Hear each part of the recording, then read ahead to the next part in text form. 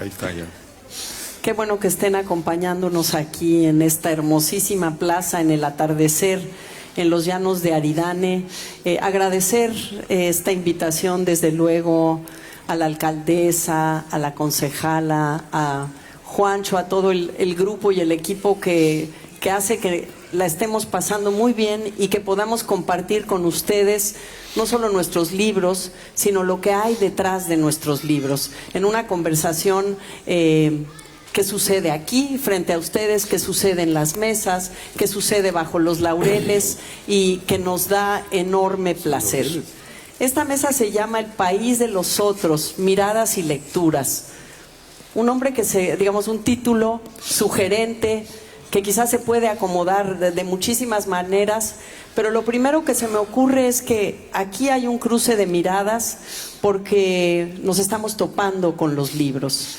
Y eso nos permite mirar cómo miran los otros el mundo, las cosas de este mundo y sobre todo las pasiones y las fragilidades, las grandezas y fragilidades humanas. Pero sobre todo yo creo, y vamos a ver si los escritores que están conmigo esta tarde coinciden en la idea de que ser un escritor es tener una mirada y una voz. Y esa mirada y esa voz es la que hace único el libro o la propuesta estética o la búsqueda de cada uno de los autores. Pero vamos a empezar por el principio. Aquí está literalmente el ABC de la literatura hispanoamericana, porque está Héctor Abad, de Medellín, Colombia. Seguramente lo conocen por su libro muy exitoso a nivel internacional, El olvido que seremos, o La oculta, el más reciente. Ha recibido numerosos premios. Y está también Nuria Amat, estamos en la A, nacida en Barcelona, vive en Barcelona. Ella ha tenido una mirada muy original e interesante sobre varios aspectos de la literatura, ha recibido varios premios, el Ciudad de Barcelona, el Ramón Llull. Su última novela, Sanatorio, tiene que ver con la enfermedad, o un mundo de enfermedad, de incurables, no sé si decirlo así, pero quizás es mucho más complejo que eso. Una alegoría y distopía acerca de una civilización enferma. Cualquier parecido con la realidad a lo mejor es casual. José Balsa, aquí a mi derecha, del Delta del Orinoco, Venezuela. Narrador y ensayista. Bueno, me he olvidado decir que Héctor ha tocado, es narrador, es también ensayista, poeta, géneros híbridos. Nuria también, narradora, ensayista, sobre todo, poeta. Y José Balsa, narrador y ensayista. Él dice que toda su obra son ejercicios narrativos. A mí me parece eso muy interesante. Un maestro de lo breve. Su último libro de observaciones y uno de sus libros, Observaciones y Aforismos, recoge una mirada muy interesante en la provocación y la sugerencia de que es siempre el manejo de lo muy breve. Ha escrito teoría del cuento y de la novela, que todos los que a nuestra vez damos talleres de narrativa agradecemos muchísimo como punto para agarrarnos de él. Martín Caparrós, de Buenos Aires, Argentina, pero actualmente vive en Madrid. Seguramente se han topado con sus crónicas en El País, sus crónicas sudacas, pamplinas, entre muchas otras maneras de estar apresando la realidad con su original mirada, con su voz. Ha recibido el premio Planeta y el Ralde de novela, el Miguel Delibes de ensayo. Dice que ha publicado unos 30 libros en unos 30 países. Alonso Cueto, de Lima, Perú, autor de una veintena de libros, premio Herralde de novela por La Hora Azul, otros varios premios, el Alcobendas de Juan Goytisolo, el más reciente. Es miembro de número de la Academia Peruana de la Lengua, y su novela muy nueva es La Perricholi, Reina de Lima, una novela histórica sobre un personaje de la sociedad limeña. Bueno, toda esta breve síntesis curricular que ustedes pueden abundar en ella, desde luego buscando en la red, me recuerda algo que decía un personaje de una novela de Libes que la novela se llama La hoja roja. La hoja roja aparecía, yo no soy fumadora de puros, me dirán los que fuman puros, aparecía cuando se iba a acabar la caja de puros. La hoja roja avisaba que ya estaban por terminarse. Este es un hombre mayor, la hoja roja alude a los años pocos que le quedan, y una de sus reflexiones cuando pasea o recuerda a los amigos que ya no están con él es que lo que dicen las lápidas del cementerio es solamente una fecha, un nombre, alguna frase, y que las personas, desde luego, son mucho más que esa información escueta. Entonces, creo que la oportunidad de un foro como este es escuchar a los autores detrás de sus libros, lo que los libros no les van a permitir hacer. Es más, es relacionarse de manera más intensa con el propio acto de lectura de lo que ellos escriben, si es que ya los leyeron, o interesarse en lo que escriben y estrenarse como lectores de estos 5 autores de 5 países distintos, experiencias distintas, miradas y voces. Y vámonos a la mirada. Una mirada de qué está labrada, del país en el que hemos vivido, de los pedazos de siglo que nos ha tocado vivir, de las circunstancias familiares, etcétera. De esta mirada quiero que cada uno nos hable, pero voy a empezar con una provocación, pensando que la Comala del occidente mexicano, la Comala de Juan Rulfo, a pesar de ser de un sitio en particular, es universal. Y la frase con que empieza esta novela, Pedro Páramo, es un referente para todos, y quiero que con ella nos expliquen sus búsquedas y cómo les resuena la línea con la que abre el libro. Vine a Comala porque me dijeron que acá vivía mi padre, un tal Pedro Páramo. ¿Qué busca el escritor? ¿El origen, el pasado, el país, al padre, literalmente? Y quizás... voy a empezar contigo, Héctor. El olvido que seremos, digamos, es una novela donde literalmente es la búsqueda del padre, ¿no? Y quizás tu mirada ahí puedas decirnos cómo es tu mirada en los asuntos literarios. Bueno, gracias, Mónica, gracias por tu introducción, por tu presentación. Estoy muy feliz de estar en esta isla de La Palma por primera vez en mi vida, en Llanos de Aridane. Gracias por esta invitación. Es un sitio que me ha encantado y al cual espero volver muchas veces. Bueno, vine a Comala porque me dijeron que aquí vivía mi padre, un tal Pedro Páramo. Yo descubrí tarde que al padre de Juan Rulfo también lo habían matado. Yo descubrí tarde que al padre de Alfonso Reyes lo habían matado. Y creo que hay una cierta hermandad entre los escritores cuyos padres murieron asesinados.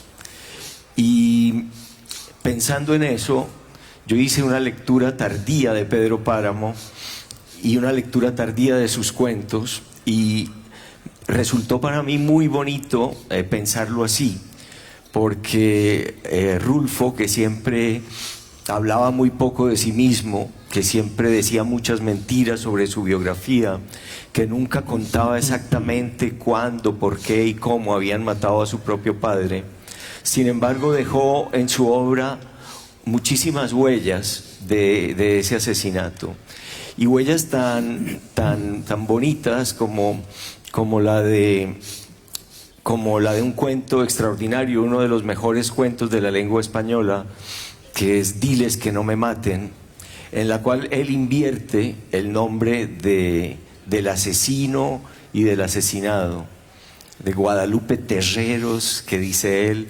Si no les gusta mucho leer, les aconsejo mucho que oigan ese cuento en la voz de Juan Rulfo, porque tiene esa voz de campesino mexicano de tierra adentro, que es precioso. Entonces, bueno, yo descubrí a Juan Rulfo, lo descubrí tal vez tarde, cuando, si esta mesa se llama El País de los Otros, Miradas y Lecturas, cuando salí por primera vez de Colombia.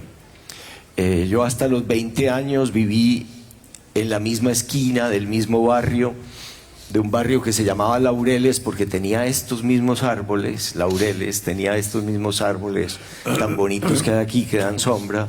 Y para mí, pues salir de mi ciudad fue salir de una isla muy dura. Hoy discutíamos en la radio, aquí hablaban de la condición de isleño de los canarios. Y yo decía, ¿qué va? Los de las islas no son los aislados. Los aislados somos los que vivimos en las montañas.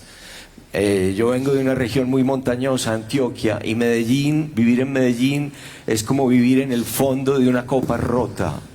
Y esa copa son unas montañas así filudas que te rodean, que no dejan correr el aire, y salir de Medellín es muy difícil. Los que de verdad vivimos aislados somos los de las montañas. Si ustedes piensan bien, pues Japón es un gran país que conquista pedazos de Asia, Gran Bretaña conquista el mundo y es otra isla, y siempre nos enseñaron que Colón salió de Palos de Moguer cuando en realidad fue de las Canarias a conquistar América. Entonces, para mí, salir de Medellín, llegar a México, llegar a otro país, fue descubrir un museo de verdad, el Museo de Antropología, el Museo de Arte Moderno, descubrir, que te alivies,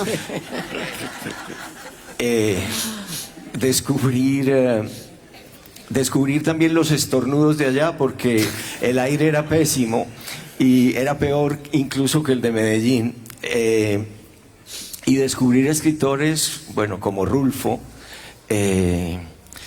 Y ya que tú empezaste por el abecedario, pues por R podría decir que yo en México descubrí no solo a Rulfo, sino a Rubén Darío, a Ramón Gómez, a Ramón López Velarde, y bueno, y lo que pasó es que desgraciadamente pues también México, la Ciudad de México es una ciudad de tierra adentro, y después cuando he salido más tratando de huir de Colombia, que siempre es un país duro y del cual me gusta mucho escaparme de vez en cuando, siempre me he ido a vivir a ciudades de tierra adentro.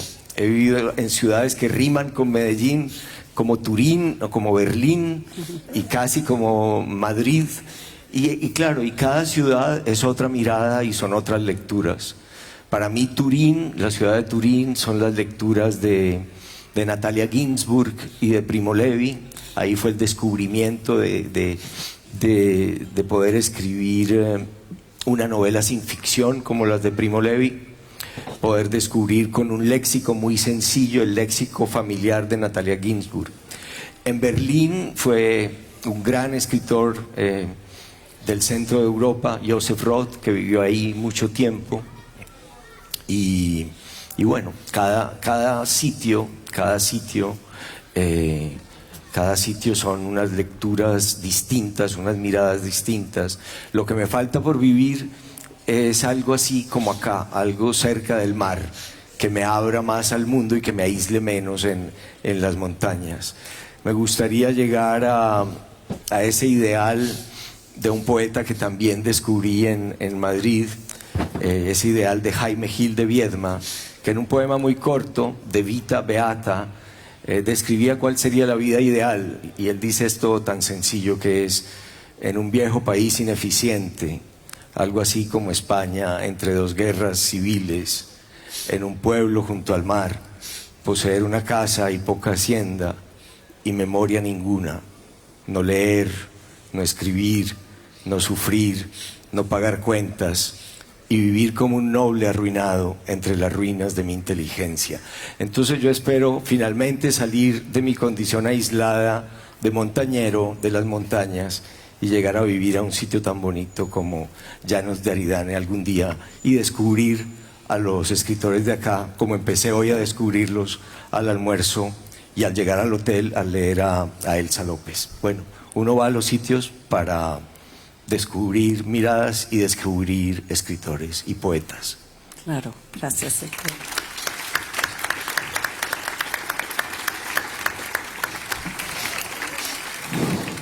Nuria, montándome en la misma frase de Pedro Páramo, tú has escrito una biografía sobre Rulfo. ¿Por qué? ¿Qué estabas buscando? ¿A tu padre?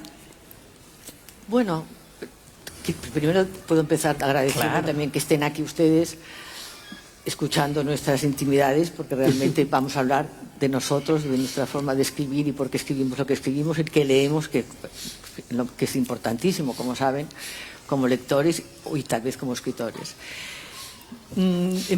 Yo pensaba citar además a Rulfo, porque voy a contar la anécdota, pero lo que tengo en común es muchísimo.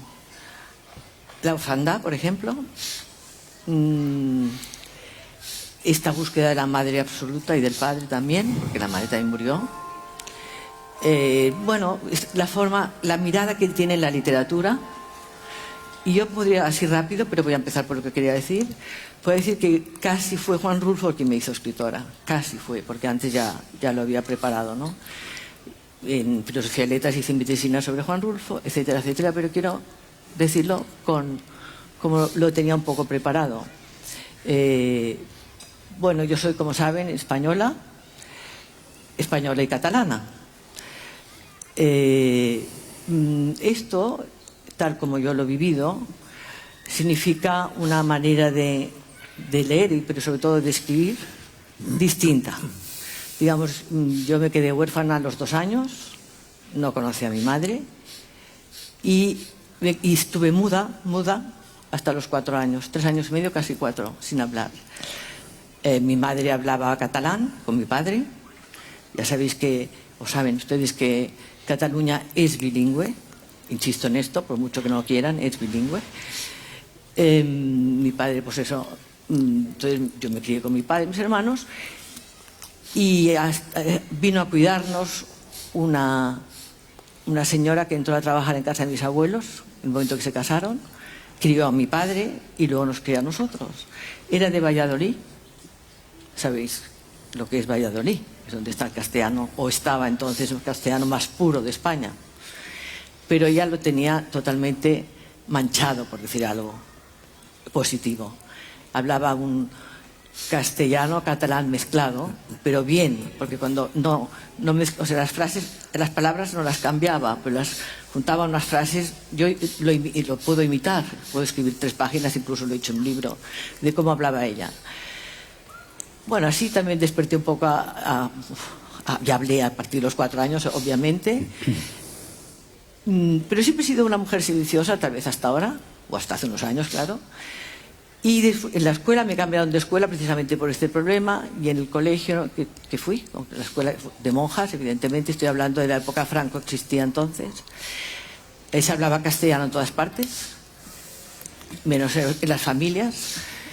Y allí llegó lo dije el otro día en la radio, una niña venezolana. Teníamos 9 años, creo, 8 o 9 años, y escuché aquella voz. Lo digo sin exagerar, nos decimos íntimas. Le dije, esta mujer habla, inventa las palabras, inventa la forma de decir. Claro, yo no la podía imitar, evidentemente, con una riqueza, bueno, de una niña, que lo que puede entender una niña, ¿no? Bueno, nos hicimos íntimas amigas. Esta niña luego, y además también estaba sola, sin madre, digamos, como en otro exilio interior como yo, ¿no? De alguna manera, porque sus padres seguían en Venezuela. Luego llegó el momento de leer, esto tan importante. Yo descubrí la lectura muy pronto. Mi padre tenía una biblioteca muy importante, pero yo hice la mía propiedad, digamos, la fui haciendo y coleccionando poco a poco, a base de mis gustos lectores, sobre todo. Y bueno, quiero decir, antes de seguir con este tema de la dualidad mía, que sigue existiendo en mi vida de escritora, que lo que es escribir para mí, de una forma muy rápida, porque no tenemos tiempo, pues escribir, ya saben que es leer, sobre todo. Escribir es pensar, escribir es imaginar, fantasear. Por ejemplo, yo ya mayorcita iba por el barrio de Sarriá, que es donde yo he nacido, y veía una mujer que pensaba que era mi madre, digamos. O sea, todos tenemos esta sensibilidad, unos tal vez más más exagerada que otros, ¿no? Por decir, yo tal vez la tengo... Bueno, en esto es una cosa que también me une Juan Rulfo, además. Y bueno, y entonces yo me daba cuenta que hablaba en casa, yo impuse el castellano en mi casa. Y bueno, y ya en el momento que ya dije, yo voy a escribí como todo el mundo, empezó escribiendo relatos, independiente de mis estudios, empecé escribiendo en castellano. Pero mis lecturas, ¿qué fueron mis lecturas? Yo leía casi todo lo que me caía en manos. He sido una lectora voraz, pero también exigente. Y leía novelas, puedo citarlos, por ejemplo, Virginia Woolf, Dusenard, Henry Miller, lo que hemos leído, Faulkner, traducido por escritores latinoamericanos. Esto era para mí realmente una ducha, porque de creatividad, lo digo sin exagerar, porque luego estaba la literatura de lo que llamo la patria, ¿no? Nosotros vivíamos alejados, como ustedes, ¿no? Desde Canarias bueno, aún se acercan muchísimo más que yo a América Latina, en todos los sentidos, creo yo. Y yo estaba también en la periferia, incluso he escrito sobre este tema, la periferia como los vascos, los gallegos, incluso como los andaluces, del centro, ¿no? O sea, tenía que inventar, bueno, sin querer, porque yo no lo pensaba así, una forma de escribir distinta. Y creo que lo vieron los primeros lectores míos, ¿no? Sobre todo los latinoamericanos, porque las primeras críticas, reseñas que he tenido de mis libros han venido de América Latina, de México sobre todo, y de Argentina, ¿no? Para aumentar un poco también, digamos que los libros también fueron mi pasaporte también para mis libros, para luego conocer más libros latinoamericanos, de escritores latinoamericanos, y sobre todo, como he dicho antes, Juan Rulfo fue tal vez el más importante, el que más me impactó. ¿Y por qué yo he escrito una biografía? No tiene mucho sentido. Tiene sentido, bueno, ¿y por qué yo he escrito una novela que llaman la novela colombiana? En el año 2000, que esto creo que es importante decirlo también, que es la más traducida, se titula Reina de América, está en Seis Barral. Yo publicaba en España, yo creo que soy la única escritora que lo ha hecho, o escritor, vamos. En España al mismo tiempo publicaba el mismo libro en Era y en Norma. Era es una editorial mexicana importante, desde el punto de vista literario siempre hablo, y Norma era también una editorial importante para el Cono Sur. Y bueno, no sé, me he perdido dónde estaba yo ahora. Me he perdido con eso Juan Rulfo. En un momento dado, un editor, y luego Reina de América, claro, un editor de Barcelona de divulgación científica. Yo también tengo mi lado científico, Carla, que algún día te contaré. He sido profesora de documentación científica durante 23 años. No sé si somos las mujeres, pero yo tengo doble vida, o he tenido, ahora ya no, evidentemente ya no, porque ya estoy jubilada. Entonces me encarga una colección, y se me ocurre una colección que le llamé Vidas Literarias, en que los escritores, elegidos por mí evidentemente, pudieran escribir una vida literaria del autor que estamos hablando, del que más pues admiró en su vida, ¿no? Por ejemplo, Eduardo Mendoza hizo Baroja, Sabater Sabater hizo Cortázar, bueno, etcétera. Esta fue una colección que tuvo cierto éxito. En total fueron 20 volúmenes de distintos autores, y yo llamé entonces, en aquel momento ya estaba ya en América, ya había viajado bastantes veces aquí. Siempre digo que Venezuela fue mi plataforma de llegada a América Latina, ya un poco tarde, en el año 97 en este sentido. Y entonces pues ya me empezaron a invitar, ya participé ya con escritores latinoamericanos al lado, ¿no? Carlos Fuentes era un amigo mío, todo me llegó a través de los libros. Esto es una cosa de agradecer. Jamás yo como iba a pensar que podía ser amiga de los que estamos aquí, o de García Márquez, o de Carlos Fuentes, ¿no? Siempre a través de los libros. Tuve esa suerte. ¿Por qué? No lo sé, no lo puedo decir, deberían decirlo ellos, ¿no? Y bueno, y entonces le encargué a Carlos, digo, ¿podías hacer la biografía de Rulfo? Me pareció que era, por otras razones que ahora no quiero perder aquí, pero que era un reto importante para él también y para todos sus lectores. Y me dijo, no, eres tú quien tienes que hacer la biografía de Rulfo, porque él sabía que yo le había hablado muchas veces de Rulfo. En fin, y me pongo a hacerlo. Soy documentalista, sé cómo documentarme, he aprendido bastante porque he enseñado también mucho sobre eso, pero... ¡Ay, se me está cayendo! ¿Está bien? Si no me das el altavoz, ¿ya? Bueno, tendré que sostenerlo así un rato. Y acabo pronto. Total que un amigo que conocí en una feria del libro de Guadalajara me mandó, bueno, generosísimamente, fotocopias de todo lo que había salido Juan Rulfo. Es un amigo especialista en Rulfo, además. Después, era muy joven entonces. Y así salió el libro. Este libro ahora tiene una segunda edición en las universidades del Valle. Y, en fin, y ya está ahí el libro. Porque lo que me interesaba de Rulfo, sobre todo, es cómo Juan Rulfo escribió lo que escribió y por qué. ¿Por qué fueron 2 libros? Solamente es más fácil entender, pero cómo su estilo, cómo encontró su voz, que es a lo que quiero llegar y acabar. Para mí lo más importante de un escritor, para mí como persona, como lectora y escritora, es que consiga una voz propia. La mía es una voz bastarda, creo. No se parece a ninguna voz, creo que del centro de Castilla. O sea, es una voz... Bueno, es mi estilo, ¿no? Un tono narrativo que trato de mantener sin saber, sin querer. Tal vez porque he leído también a Natalia Ginsburg. Vamos, que copié su libro, aprendiendo a escribir a máquina, ¿no?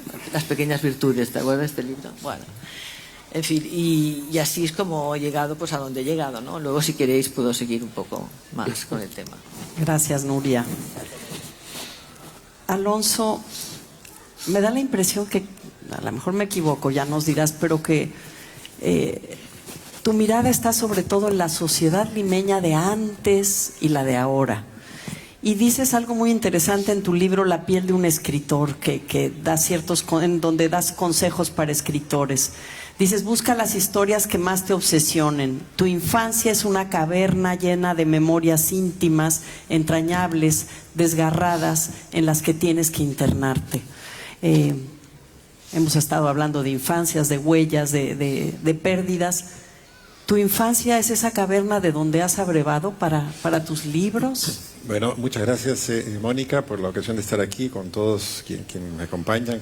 Muchas gracias a Nicolás y a Juan Jesús, a Marcelo también, a todos ustedes. En realidad creo que has tocado un tema que a mí me afecta mucho, igual que ocurre con Héctor, que es el tema del padre.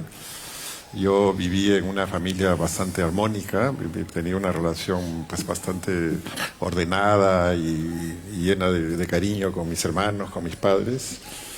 Y bueno, era una persona normal, ¿no? Hasta los 14 años, cuando murió mi padre de una manera muy repentina. Murió de un derrame cerebral. Y entonces, para una persona de 14 años, el padre, en cierto modo, es un mediador con el mundo. Es alguien a quien uno le consulta, le pregunta, le dice, es un referente de la realidad. Y cuando yo me encontré, digamos, con que ese referente, ese mediador con el mundo había desaparecido, fue una experiencia durísima, porque mi madre pues vivió muy enamorada de mi padre y siguió enamorada de él hasta que se murió hace pocos años. Y la estela de una figura tan importante a quien yo había tenido muy cerca y que había desaparecido tan pronto, pues me ha seguido durante todos estos años, desde entonces. Él murió en noviembre y yo recuerdo que todas esas navidades y en los meses de enero y febrero yo empecé a leer poesía de una manera muy frenética. Y descubrí la poesía de César Vallejo. Entonces, en realidad yo sentía que lo que Vallejo me decía respondía a lo que yo estaba sintiendo. Es decir, que la gente a mi alrededor me decía, mi más sentido pésame, te acompaño al sentimiento, esas banalidades que se dicen, bueno, por formalidad cuando una persona está de duelo, pero que quien realmente me acompañaba, me consolaba, me daba refugio, era la poesía de Vallejo, era Vallejo con sus extraordinarios versos, con la idea de un mundo en la orfandad, en la perdición, con ese recuerdo, los versos como el mundo es un dado roído y redondo a fuerza de rodar a la aventura. Ese tipo de expresiones me hacía sentir que yo no estaba solo en la situación en la que me encontraba, por más que estaba rodeado del cariño de mi madre y de mis hermanos. Entonces yo dije, bueno, esto sí me interesa, es decir, cómo es posible que una obra de alguien que ha muerto hace muchos años en un país distante pueda hacerme sentir tan acompañado, tan rodeado, solamente a través de este gran lenguaje, de este lenguaje tan extraordinario, ¿no? de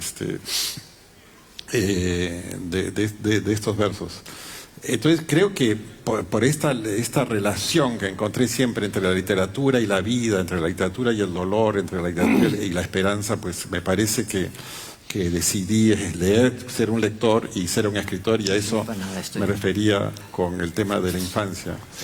Por otro lado, también creo que, bueno, el primer libro que publiqué, que se llamó La batalla del pasado, mis amigos y algunos lectores me han dicho que el pasado siempre es un tema que me persigue, que, bueno, es cierto, hasta cierto punto. Yo creo que el pasado pues a veces nos embosca, pasamos una calle y nos encontramos con alguien que fue muy importante en nuestras vidas hace mucho, y entonces el pasado nos tiende emboscadas, o nos asalta un recuerdo, o o escuchamos una melodía en la radio que fue muy importante para nosotros, ¿no?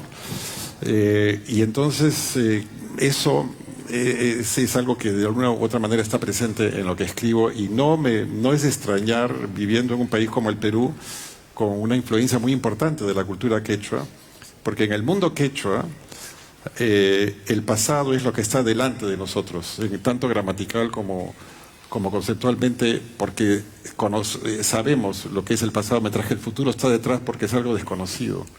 Entonces, en este mundo en el que hay palabras en quechua como yuyay, que significa a la vez pensar y recordar, pues yo me sentía muy, digamos, dentro de un contexto, ¿no? Dentro de una influencia donde el pasado, la infancia tenía una enorme responsabilidad, digamos, una enorme influencia en la vida de cada uno de los que estábamos. Siempre he pensado que escribir es una aventura, ¿no? Uno se pone a escribir una novela, no sabes lo que va a pasar, puedes tener algunas ideas de en qué dirección vas a ir. Creo que lo más importante no es hablar de grandes temas como la belleza, la verdad, la justicia o ningún concepto. Lo más importante es poner a un personaje a actuar. La única pregunta que un personaje debe hacerse es, ¿ahora qué hago? Me parece que no debe hacerse las grandes preguntas, por ejemplo, cuál es el sentido de la vida, sino qué va a hacer en determinada situación. Porque creo que la mejor manera de conocer a un ser humano y conocer a un personaje es ver cómo responde ante amenazas, riesgos y situaciones difíciles, ¿no? Entonces, escribir es una aventura, acompañar al personaje es una aventura. Ser, digamos, un escritor es, bueno, salir a explorar. Puede haber una brújula y un mapa, pero no necesariamente los vas a seguir. Y de una u otra manera, pues las experiencias más profundas, las más inconscientes, las más secretas, las más ocultas, se están guiando de una u otra manera para ir en una u otra dirección. Me parece que es la mejor manera de comunicarse con la gente, ¿no? Escribir. O sea, yo expreso lo más esencial de quién soy, de cómo soy, a través de los personajes, y el lector entiende, digamos, ese mensaje fundamental, esencial. O sea que cualquier lectura de un libro interesante para mí como lector es una comunicación profunda, y por eso queremos tanto a nuestros escritores preferidos, y por eso cuando un escritor que queremos se muere, pues hemos perdido a alguien muy cercano, ¿no? También pienso que una novela debe ser entretenida, no solo debe ser, digamos, un cuestionamiento, una reflexión o una exploración. También tiene que tener alas, tiene que tener raíces, pero tiene que tener alas. Y bueno, al final vamos a salir de viaje, vamos a tener aventuras. La gran novela del siglo XIX era una novela llena de entretenimientos. Uno de los problemas de la novela contemporánea es que el aburrimiento tiene mucho prestigio, que la gente piensa que cuando una novela es aburrida dicen que es interesante o que es buena, pero creo que siempre me he inspirado mucho en ese sentido de la aventura, de salir a ver qué pasa con nosotros, qué pasa con los personajes, y esa es la alegría que uno tiene como escritor y como lector, ¿no? Muy bien, Alonso. Y tocaste el pasado, el futuro, en este concepto quechua muy interesante. Y tú, José Balsa, tienes en uno de tus aforismos del libro que generosamente me obsequiaste, dices: nuestro pasado es de nadie porque lo desconocemos. Relacionando esto con el Padre o con tu país, ¿cómo que nuestro pasado es de nadie? Me gusta mucho esta provocación y quiero pensar que sin memoria no podría haber escritura. ¿Por dónde me puedes llevar? Bueno, Mónica practica su agudeza en todo momento y ahora está dirigida a mí esa agudeza para destrozarme. No. No, tranquila. Me estaba preguntando por qué asomó Rulfo con tanta intensidad ahora, con tu provocación, la novela de Nuria, tú hablando de Rulfo, el padre, y yo les hago una confesión tontísima. Yo he sido feliz toda la vida. No se murió mi padre, sino cuando tenía que morir, mi madre también, y a mí me tocará pasado mañana, no sé, un día de estos. Y aparte de los primeros años hasta que llegó esta política a mi país, fui feliz. Ahora allí en ese país, Venezuela, nadie puede ser feliz, porque si no hay agua, no hay electricidad, no hay comida, medicina, ¿quién puede ser feliz? Sin embargo, he sido feliz y trato de mantener la felicidad.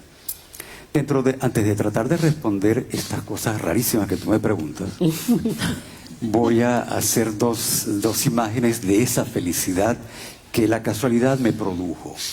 Y una tiene que ver con Rulfo.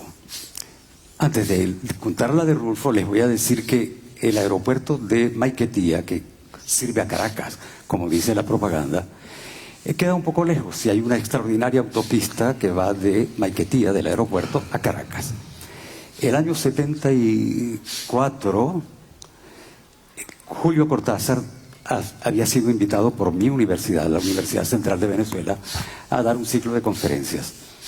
Y claro, quien tenía que recibirlo eran las autoridades, rector, etcétera, etcétera.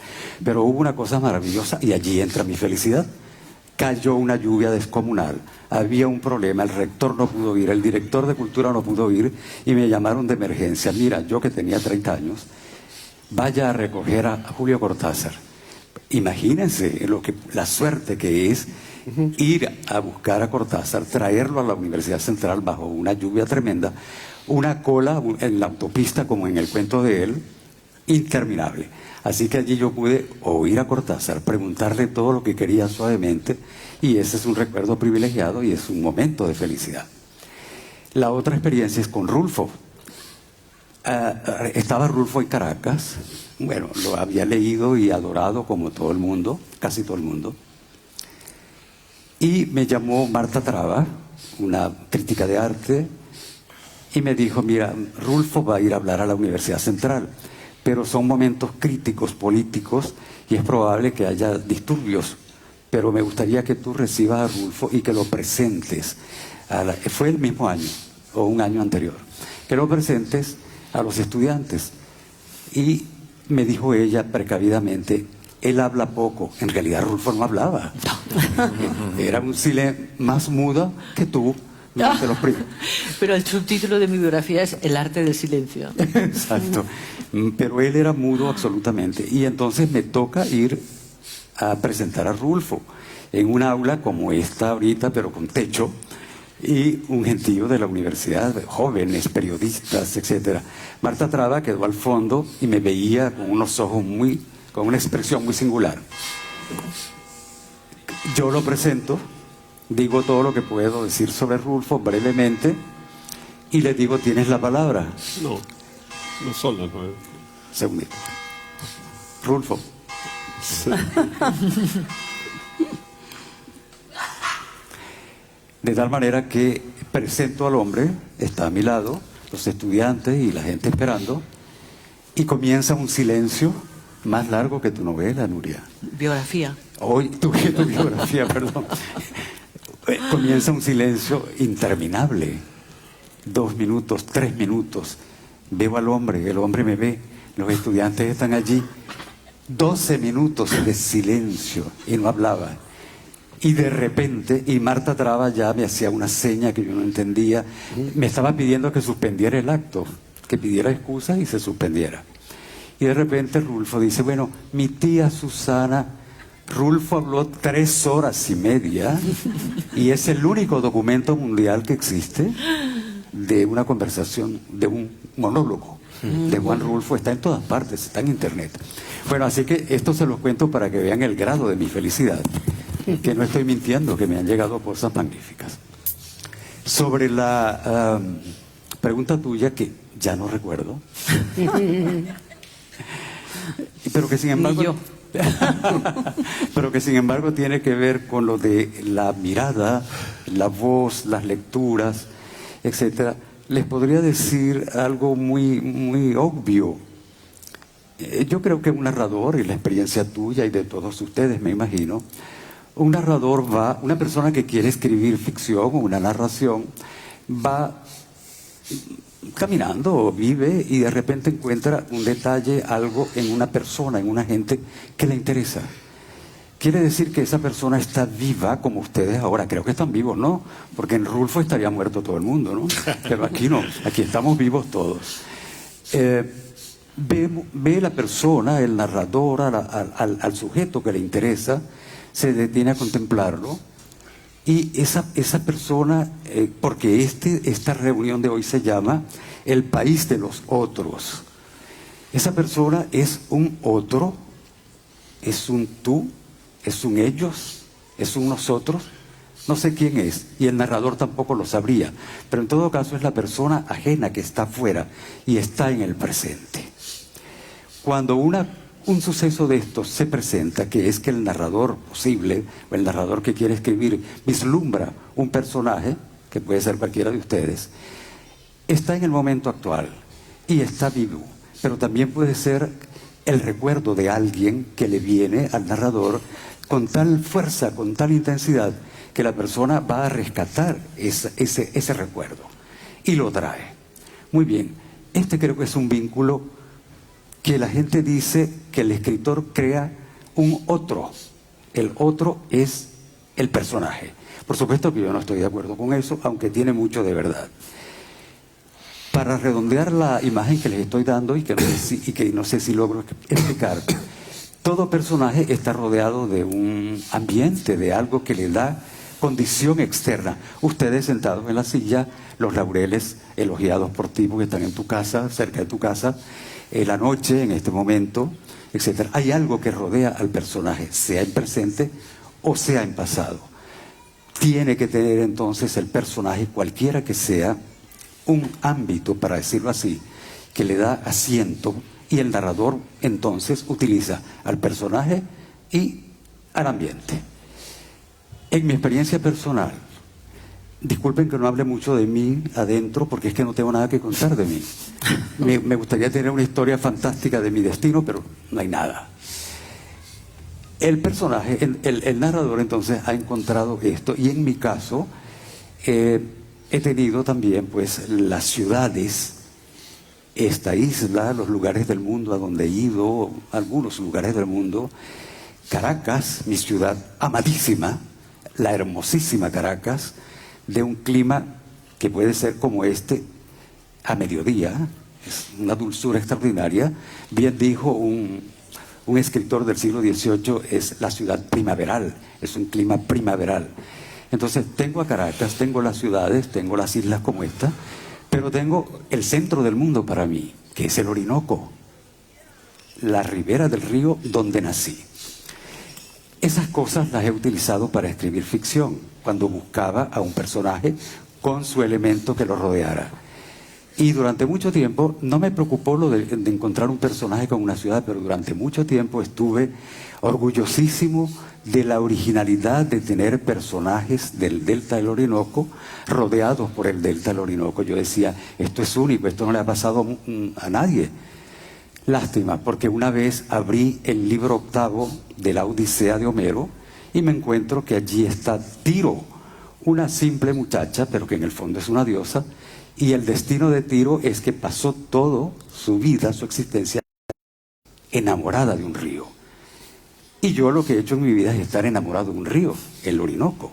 Esa es mi vida. Hasta aquí llego. Ah, pues me gusta mucho esa vida.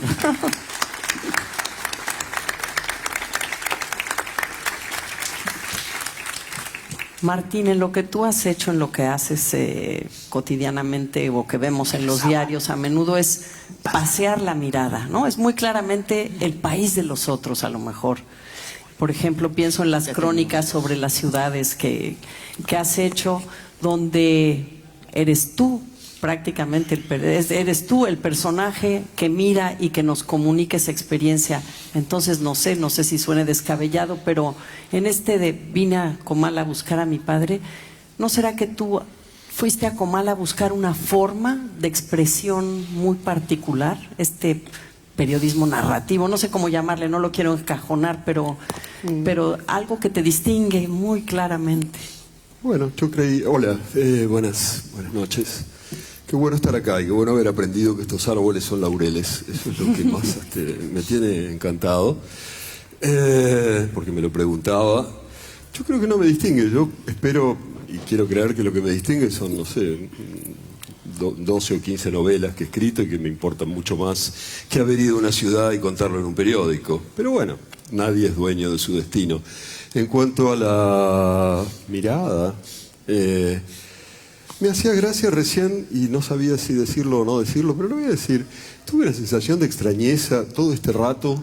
Es raro, ¿no? Ver así 5 o 6 personas grandes diciendo cosas sobre ellos, cada uno, como yo voy a tener que hacer ahora también, siendo más o menos inteligente, más o menos simpático, más o menos emotivo, y bueno, y... Me dio una sensación de, y lo he hecho muchas veces, seguramente lo seguiré haciendo, y me dio una sensación de extrañeza fuerte. Me hacía acordar un momento muy curioso de mi vida. Ven, voy a caer en esto de lo que estoy extrañándome, que es que yo jugué muchos años al rugby, un deporte así sorprendente, por lo menos para mí ahora, y una de las cosas que me pasaban muchas veces en cada uno de esos muchos partidos que jugué durante 25 años era estar así, de pie, con un contrario, una persona que jugaba para el otro equipo, y saber que esa persona iba, en un momento en que se reanudara el juego, al recibir la pelota, y yo iba a tener que ir y, en España se dice placarlo, en Argentina taclearlo. Y en un día, como tantos, tenía esa persona ahí enfrente, estaba por suceder esto, ya éramos veteranos, yo debía tener 30 y muchos años, él más o menos, supongo, y yo dije, ¿será cierto que yo ahora voy a ir y me voy a arrojar sobre este señor solo porque él tenga la pelota en la mano y una camiseta distinta de la mía? Es una conducta muy sorprendente. ¿Por qué tengo que yo tirarme encima de un tipo que está ahí enfrente? Y me dio tal extrañeza que nunca más jugué al rugby. Lo dejé esa tarde. Espero no dejar de participar en este tipo de cosas porque me gusta, pese a todo. Pero tengo esa sensación de... ¿Por qué? Creemos que...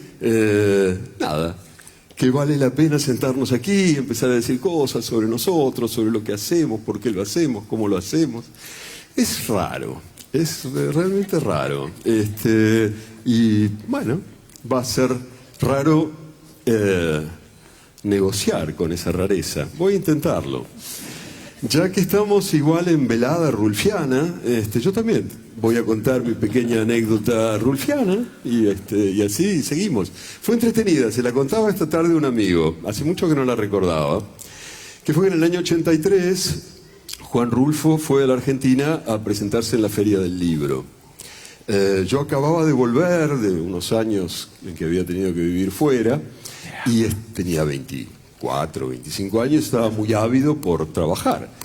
Y alguien me avisó que él estaba allí y que quizás podía ir y tratar de entrevistarlo. Eran épocas un poco más silvestres en que esas cosas no se organizaban tanto, no se arreglaban con tanta antelación. Entonces corrí hacia allí, hacia la Feria del Libro, y llegué y ahí estaba, en el medio de unas 20 o 30 personas, este señor pequeñito, como un poco, no encorvado, pero en fin, un poco encerrado, con el cuerpo encerrado en sí mismo, que fumaba y echaba la ceniza del cigarro en su mano.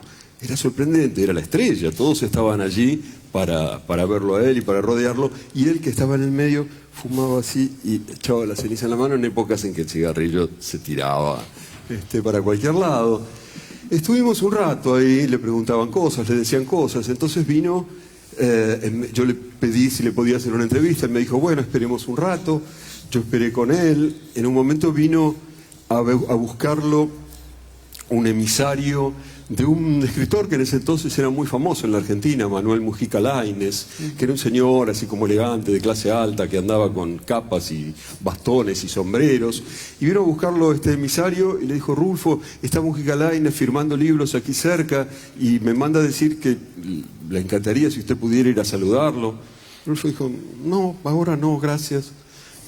Se fue el emisario, Rulfo dijo, y lamentó, pero fue él el que lo dijo, ese maricón, hablando de Mujica Lainez, que efectivamente era homosexual.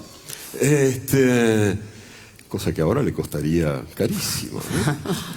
Entonces casi también. Y finalmente llegó Mujica Lainez, vio que si la montaña no había ido a Mahoma, bueno, Mahoma iría a la montaña, llegó a saludarlo a Rulfo, le extendió la mano, le dijo, es un honor para mí saludarlo, quiero decirle que usted es el mejor escritor de Latinoamérica. Rulfo le dijo, gracias igualmente, cosa difícil de sostener. Y nos fuimos y lo pude entrevistar un rato. Y a mí lo que me interesaba sobre todo era tratar de entender cómo hace alguien para vivir mirando siempre su propio monumento. Rulfo en ese momento, año 83, hacía 30 años que no publicaba un libro y hacía 30 años que era el autor de 2 de los más grandes libros de la literatura latinoamericana. Entonces lo que más me intrigaba era eso, cómo se vive al pie de tu propio monumento y sabiendo que ese que está ahí arriba ya no eres tú de algún modo y al mismo tiempo eres absolutamente tú. Traté de hablar de eso, no era fácil. Y hacia el final tuve una especie de osadía estúpida de jovencito, porque le pregunté, digo, Rulfo, usted que siempre ha hablado tanto en contra de los adjetivos, ¿no me daría 3 adjetivos para definirse a usted mismo? Y él me dice, yo soy un pobre diablo. Y yo dije, Rulfo, ahí hay un solo adjetivo. O sea que todavía me llena de vergüenza cada vez que lo recuerdo, como fui tan maleducado como para decirle, hay un solo adjetivo. Pero él dijo, soy un pobre, triste y solitario diablo. Ya dimos por terminado nuestro encuentro y hasta aquí llegamos. Pero si se trata de ir a Comala a buscar padres, recordé, y no lo había pensado nunca cuando hablabas de esto, cuando introdujiste esta situación extraña, que yo empecé un libro que se llama El Interior, que es un intento de ir a buscar la Argentina. Es un largo viaje, como 30.000 kilómetros recorridos a lo largo y ancho de buena parte de la Argentina, con una frase que no recuerdo exactamente, pero creo que decía, si es por buscar, mejor que busques lo que nunca perdiste. Solía decirme mi padre, su acento tan español, etcétera, etcétera. Si es por buscar, mejor que busques lo que nunca perdiste. Y no sé si mi padre me dijo alguna vez eso, sospecho que no, pero bueno, ¿a quién le importa? Para eso están los padres, para atribuirles las invenciones que uno no se atreve a adjudicarse a sí mismo y para darles un lugar de prestigio y de memoria que la constituyen en algo diferente, ¿no? Y pensaba recién, mejor que busques lo que nunca perdiste, en relación con una frase que yo creo que siempre entendí mal o entendí bien, de Picasso, aquello de yo no busco, encuentro, que siempre me pareció un gesto de soberbia muy fuerte y que recién, por alguna razón, mientras pensaba en eso, me pareció lo contrario, me pareció como la aceptación de una fatalidad.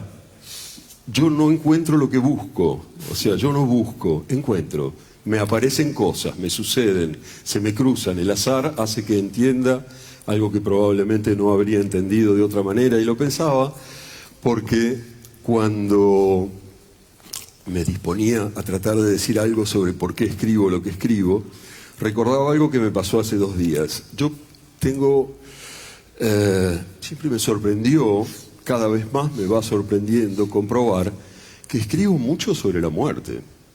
Y yo digo, ¿por qué escribo tanto sobre la muerte? Tengo una novela muy larga que se llama La Historia, que es la historia de una insurrección, digamos, de una cultura que inventé para conseguir la vida después de la muerte.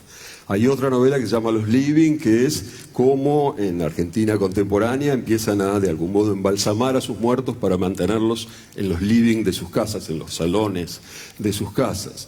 Hay otra novela que se llama Un día en la vida de Dios, que es sobre cómo la invención de la muerte hizo que se inventaran dioses, diosas, etcétera, etcétera. Bueno, es largo de contar.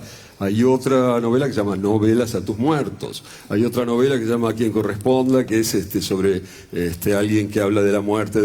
Digo, yo creo que hay muy pocas de mis novelas que no... Hay una novela que va a salir ahora en pocos meses, que es sobre cómo, de alguna manera, un invento técnico dentro de algunas décadas hace que los cerebros puedan transferirse a un sistema de realidad virtual y entonces los muertos vivan en ese sistema de realidad virtual como una especie de paraíso tecno, digamos, y los efectos que eso produce. Pero eso otra vez es como que estoy escribiendo siempre la misma puta novela sobre la muerte. Y yo decía, ¿por qué? Si yo como José soy una persona que ha vivido lleno de felicidad.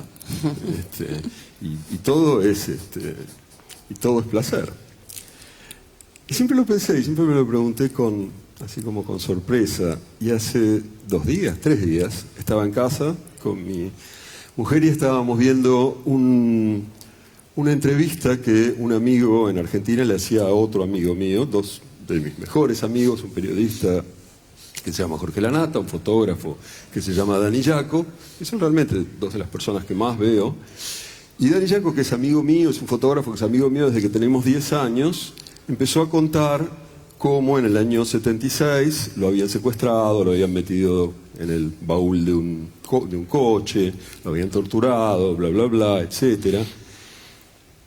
Mostró además una foto que él había sacado diciendo que era una de sus primeras fotos, que era del entierro de un amigo nuestro que lo habían matado 2 años antes, militante juvenil. Todos teníamos 16, 17, 18 años.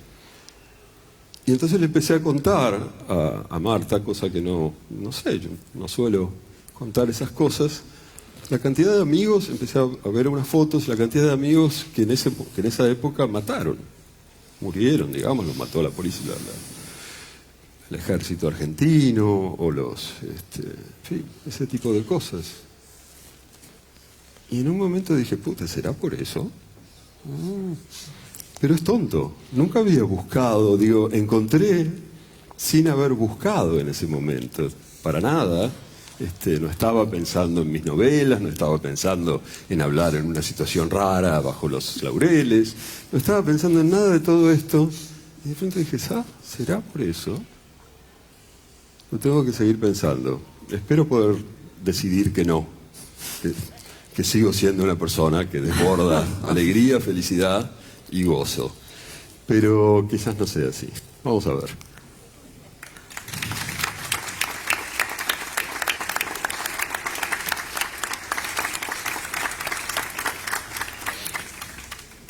Si quieren, de manera muy breve, nos queda esta parte de las lecturas que les hablábamos de la voz. Tú, Nuria, tienes una frase muy interesante, que escribir es vestir el silencio del lenguaje, ¿no? Me parece muy, muy, muy atractiva la frase. La voz de cada uno viene de experiencias de vida, pero también viene desde luego de lo que hemos leído, que nos ha, no toda el currículum lector o la bitácora lectora, pero quizás si cada uno puede identificar 2 o 3 libros clave. Ya nos hablaste de lo que escuchabas, Héctor, nos lo compartiste en el radio y ahora nos dijiste un poema, la importancia de lo hablado, ¿no? De lo escuchado, de la literatura oída. Si cada quien puede compartir 2 o 3 libros o autores que tienen que ver con quizás la manera que escriban, aunque no lo sepa uno directamente, porque no es algo que es un sinónimo. Nuria, tú querías... ¿Qué más cita? Bueno, esta frase está en este libro Escribir y callar, que en fin, que me dediqué a escribir sobre lo que es escribir, ¿no? en un momento dado. Ya cuando has escrito bastantes novelas es bueno a veces meditar, como tú meditabas a veces la muerte y yo a veces sobre la escritura, ¿no? Yo creo que no hemos hablado de esto, pero son muy importantes las influencias, los otros escritores, ¿no? Escribir es también invitar, entre comillas, a otros escritores. Se empieza así, ¿no? Y precisamente hoy, hablando con Fernando Aramburu, salió la conversación sobre un poco este tema, porque hablábamos de autores, salió Rulfo, salió Virginia Woolf, por eso también lo he citado aquí. Y entonces yo comentaba así, él comentaba, no, es que no se pueden releer, algún libro ya no se puede releer. Digo, es verdad, yo libros que me han entusiasmado, esto es interesante, yo creo también, que luego intentas releerlo y ya no puedes, aunque sigue siendo un gran libro, ¿no? En cambio otros sí, ¿no? Entonces hablábamos de eso, o redescubres en una lectura otra cosa que no habías pensado, etcétera. Pero yo sí lo tengo muy en cuenta. Para mí lo más importante, lo he dicho antes, es tener una voz que te pertenece a ti. No sé si buena o mala, pero es propia. Mi reto de juventud era decir las cosas como nadie las había dicho antes, digamos, ¿no? Este era un reto muy elevado, claro. Pero, por cierto, el abanico de voces de América Latina, la riqueza del léxico, a mí, y de estructura de las frases, que salía de aquella especie de cosa como acartonada del castellano puro y duro, y pues, digamos, a mí me motivó mucho más para escribir, ¿no? Me dio energía y hasta más que los autores en sí, porque puedo hacer una lista que todos conocemos, ¿no? Y cada uno tiene sus preferidos. Pero otra cosa que hablábamos también con Fernando, que yo tengo, y él resulta que también, cuando escribo, siempre yo le llamo los libros de compañía, ¿no? Libros que no leo, pero ojeo un poquito, son trampas que hacemos los escritores. A veces hago un homenaje, digo, mira, esto me va bien, porque encuentras, en buscar encuentras. Esto me va bien para ponerlo aquí, y es un pequeño homenaje, y el lector no se tiene por qué dar cuenta, ¿no? Pero es que el país de los otros también son los libros. Nosotros nos comunicamos con libros. Yo he escrito bastante sobre esto también, de una forma distinta, claro que con las personas, pero bueno, un poco contestando lo que tú querías decir. Muy bien. ¿Quién? Héctor. Sí, yo creo que la voz es en todos los sentidos de voz, no solo en la voz literaria, sino en todos los sentidos de la palabra voz, es tan importante. Todos habremos tenido la experiencia de alguien que se nos acerca y uno no sabe quién es o no sabe cómo se llama hasta que habla, y finalmente la voz te orienta perfectamente para saber quién es esa persona. Hay un poema de Borges muy bonito donde él dice que es un poema a su padre, y dice que él recupera la voz deseada de su padre que vuelve y que no ha muerto. Realmente en la voz se representa como con mucha presencia a los ausentes. Ahora, oyendo a Caparrós, por ejemplo, al principio me parecía terriblemente desagradable lo del rugby, porque es como si nos viera como adversarios. Entonces, y no se trata de adversarios. No es una pelea, no es una gente enfrentándose. ¿Otra vez no entendiste, Abad? ¿Perdón? ¿Otra vez no entendiste? En ningún momento pensé que fueran adversarios, de verdad. Pero es obvio. No, es decir, no es obvio. No es obvio. Bueno, si dijiste los otros y me tengo que abalanzar sobre ellos. No, es sobre uno solo. Yo soy cobarde y cuando me abalanzo sobre uno solo. Si bueno, quieres me abalanzo sobre ti, pero no sobre cinco. Ya lo estás haciendo. Mira, tú haces esfuerzos increíbles por ser desagradable y lo consigues. Pero luego al final, en cambio, hablabas de esos muchachos que te mataron. Perdón. De esos muchachos amigos que te mataron, y me parece un contraste muy bonito el ver a los otros como adversarios del rugby, y en ver en cambio a los asesinados como fuente de una obsesión. Entonces me pareció un contraste extraordinario. En el caso mío, lo que yo he tratado de hacer es sí tener una voz, pero sobre todo poder hablar, porque crecí en una casa llena de mujeres de 10 mujeres, donde ellas hablaban y hablaban y hablaban, y cuando yo iba a hablar, pues ya ellas lo habían dicho todo bien y mejor. Entonces fui como una especie de niño mudo que empezó a poderse comunicar solo por escrito, escribiendo cartas y pudiendo comunicarme por escrito, pero no sin tener dentro de la cabeza esas voces para mí. Cuando yo escribo algo, tengo muy presente las voces de mis hermanas, las voces de mi padre, de mis tías, de muchas personas de la casa, y leo en voz alta, y si no logro oír las voces de ellos, creo que no estoy escribiendo auténticamente. La búsqueda de la voz para mí es esa. Muy bien. ¿José? Sí. Muy bien. Bueno, hace un momentito, volviendo y oyendo hacia eso que tú llamas la voz, hace un momentito les dije que un autor posible busca en la realidad o en el recuerdo su personaje y a ese personaje le asigna un espacio. Y que no sé si para el autor ese personaje es un tú, es un él, es un ello, etc. De tal manera que para el narrador los personajes son el otro, lo otro, etc. En la experiencia de leer, tú que quieres que hable de uno como lector, es todo lo contrario. A mí me pasa que me convierto en el agrimensor de Kafka, me convierto en, a veces, cuando no me falla, en Funes, el memorioso que recuerda cosas, o me puedo convertir en un personaje secundario del Quijote o de Shakespeare. Creo que el otro es uno, el lector ante el libro. Es el libro el que te convierte en otro. Es el proceso inverso el que realmente ocurre para que la metamorfosis sea perfecta y la entrega a la lectura. Ya. Es cierto. Hay un escritor por el que yo he tenido grandes discusiones, incluso he roto una amistad o dos cuando era joven, porque ahora ya no lo haría, que es Henry James. Cuando yo llegué a vivir aquí a los 22 años en España, leí Los papeles de Aspern. Me pareció una novela tan estremecedora, porque me parece que James es el escritor que ha logrado reproducir lo que ocurre en la conciencia de todos nosotros. Ahí hay en su obra como una épica de la conciencia.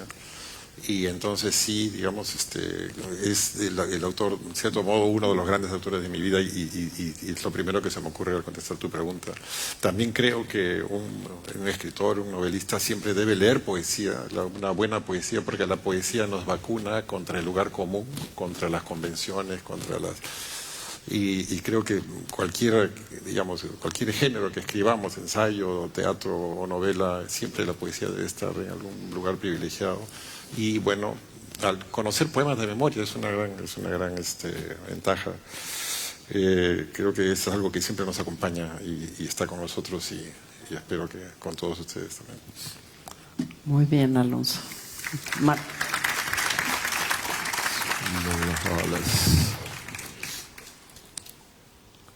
Martín Caparrós, ¿quieres decir algo? No, que tenga que ver con la voz. Pues la voz está en los libros de los escritores, la voz de ellos es una búsqueda, es un hallazgo, ¿no? Y quizás es una búsqueda permanente, ¿no?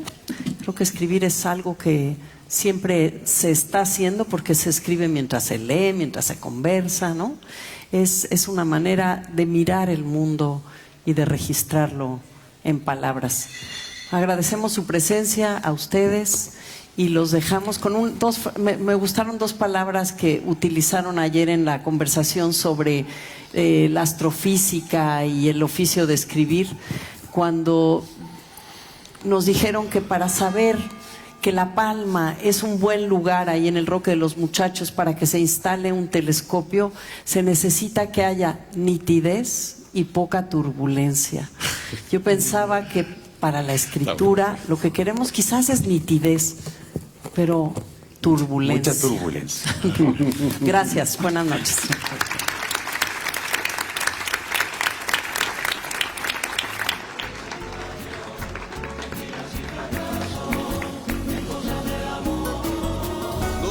preguntes nunca cómo